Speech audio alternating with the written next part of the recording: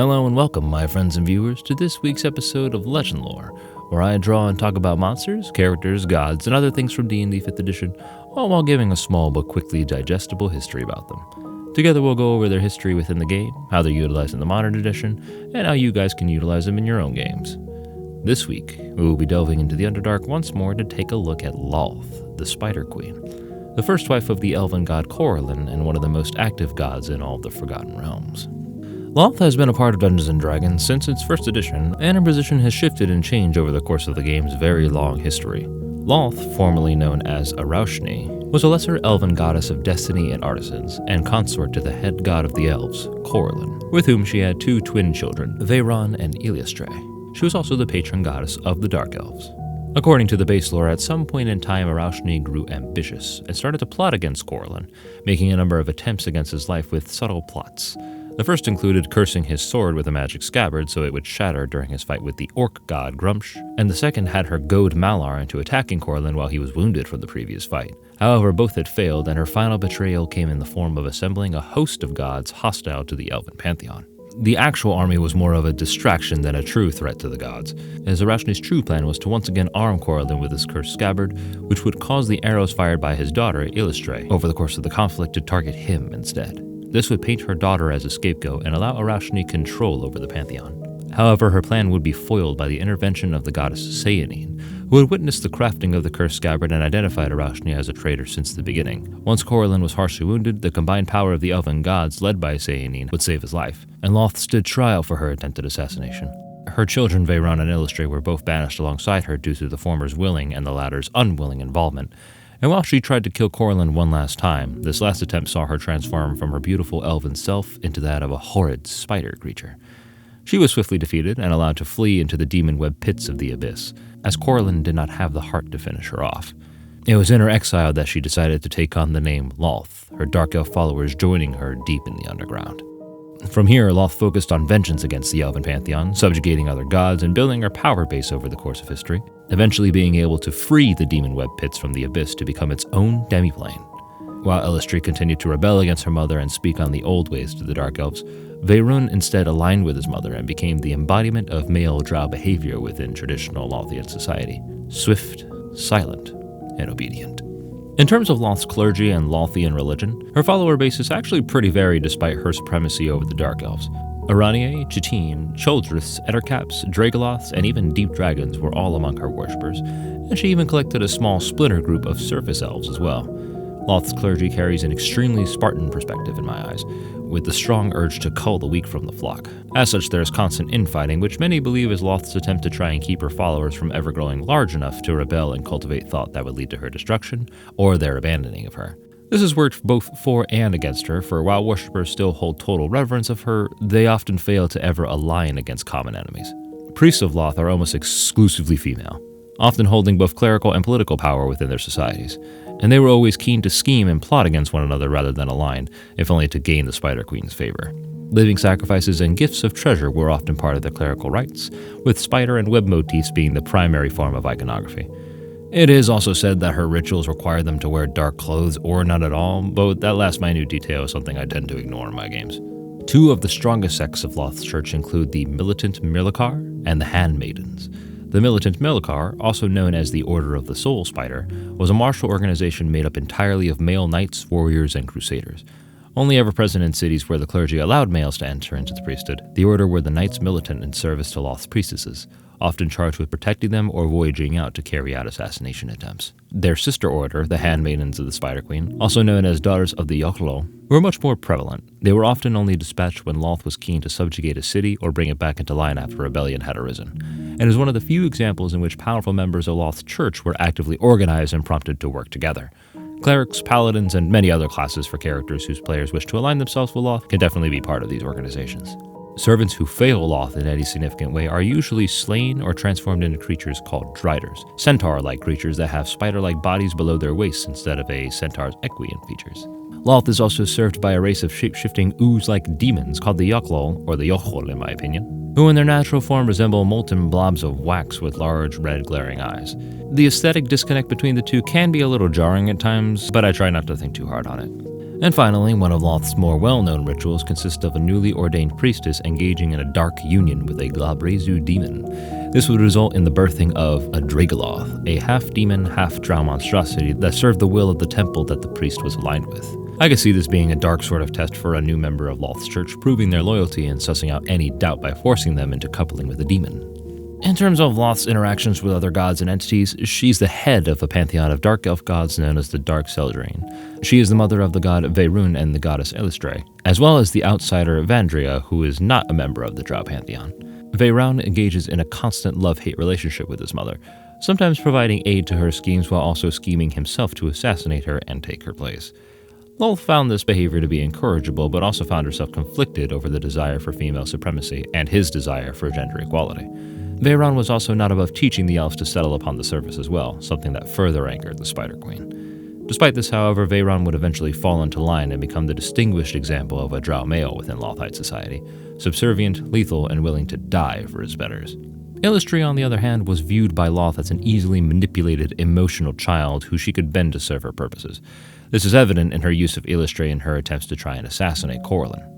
The other Dark Seldrain gods, Kirin Sali and Salvatarm, were her allies and her servants, the former being forced into subservience until she was allowed a bit of leeway after slaying the demon lord Orcus and claiming his abyssal realm. Of course he came back because Orcus is Orcus, but I'm getting off topic. Salvatarm, on the other hand, was Lolth's grandchild by Veyrun and is her ever-loyal, self-appointed champion.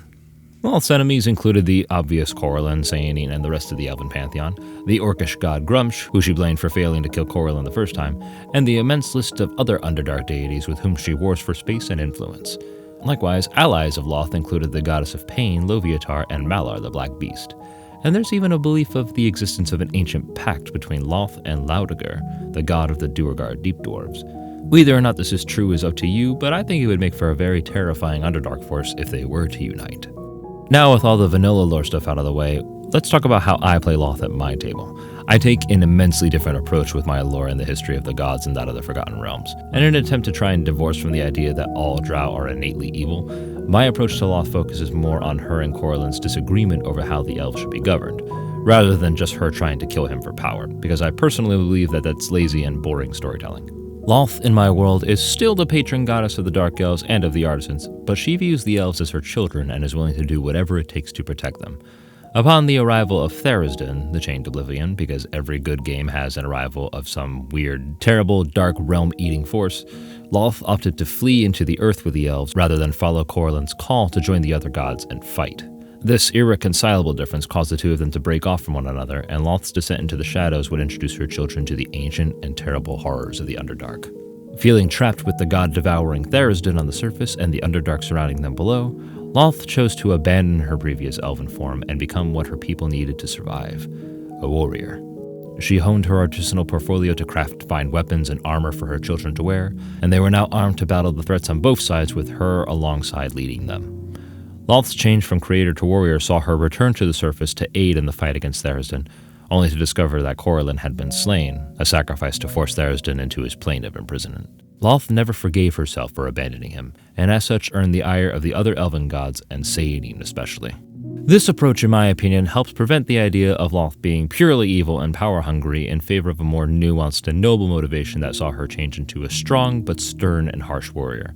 Surviving the horrors of the Underdark means her culture and beliefs became extremely Spartan and communal, with the weak needing to either become strong or be removed so the rest could survive in the harsh conditions. She also thinks that honor is a foolish belief when it comes to survival, and as such is a big proponent of having any advantage you can over your opponent, such as using poisons, sneak attacks, ambushes, and so on. This less volatile version of Lolth is also one that I could actually see forming a truce with the Duergar, which would be bad news for all the Illithids, Darrow, and surface dwellers that seek to make an enemy of her.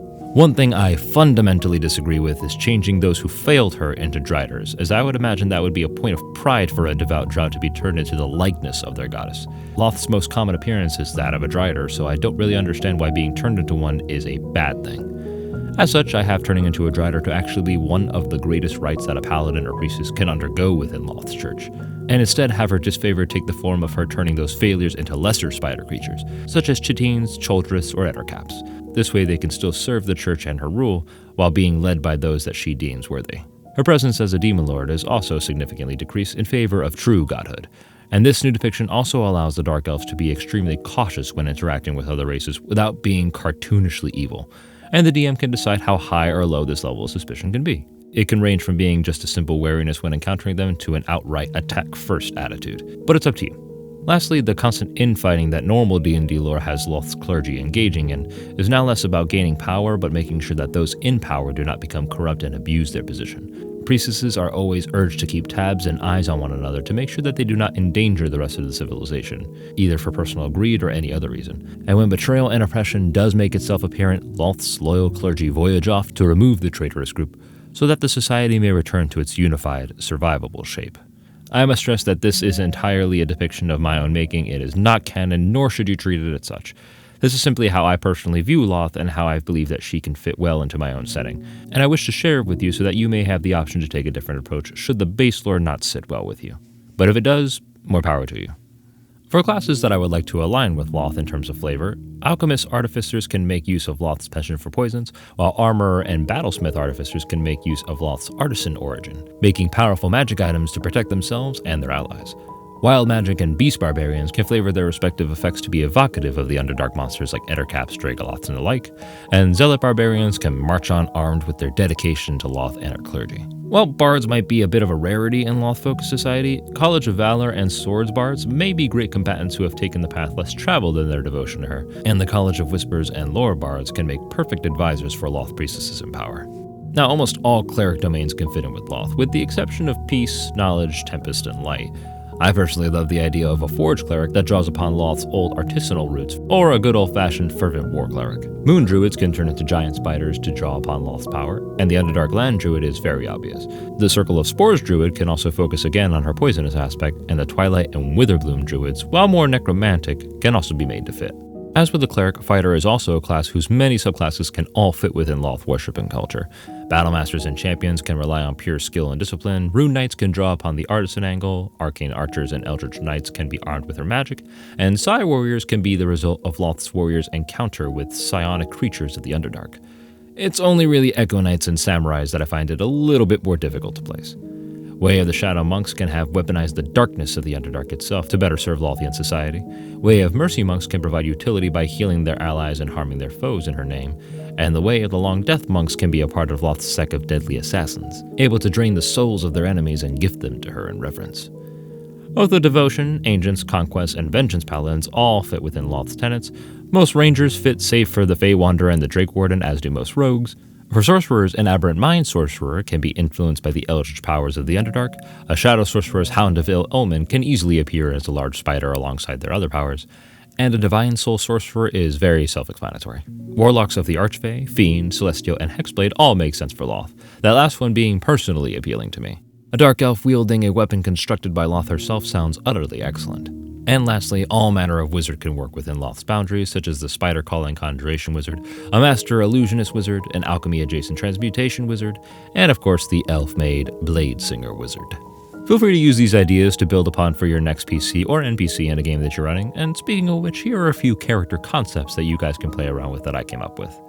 Two players can very easily play a female Dark Elf Cleric and her male Dark Elf Martial Protector, possibly combining classes such as the Grave Cleric and the Zealot Barbarian, the Twilight Cleric and the Shadow Monk, and so on. A Lolth Priestess is always accompanied by at least one Martial Protector, so if the party encounters one over the course of their journeys, have a small squadron of powerful fighters ready to defend and die at a moment's notice for their lady.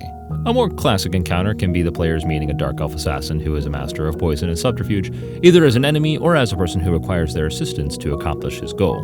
Maybe they must distract the court while he poisons the king's wine, or maybe the party can kill him and steal the powerful poisons in his kit and sell them on the black market, or make use of them themselves. Underdark Rangers are classic Lolth-aligned characters, able to map through the Underdark and possibly serving as a guide for the other PCs.